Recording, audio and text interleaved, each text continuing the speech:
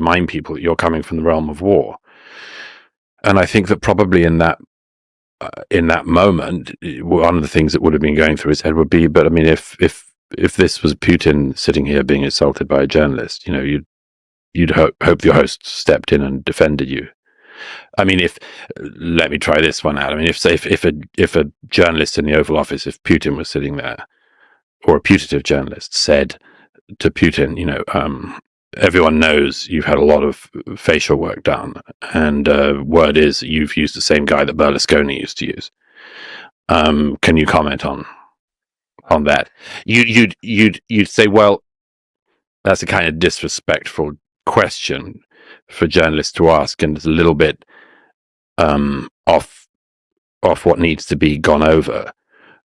And it's the same thing with Zelenskyy with the outfit. I think it was just petty and threw things off in a bad way. Yeah, and it was poorly researched, because I think Zelenskyy was explained this like 3 years ago at the beginning of the war, why he wears what he wears, and he's been consistent wearing the same It's thing, also, by the way, it's an example of the frivolity of a lot of the attempts to understand what's going on.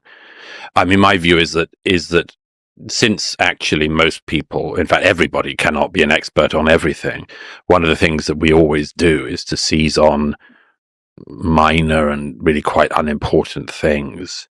I mean, every side does it. Look at the way in which the American right for years talked about the Churchill bust leaving the White House Oval Office in the Obama years.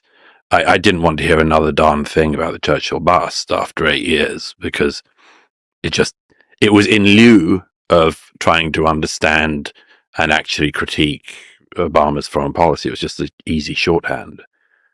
I think it's the same. We're always tempted to that. But the thing is, I think you mentioned Putin. I think Putin would have been able to respond himself to that journalist effectively.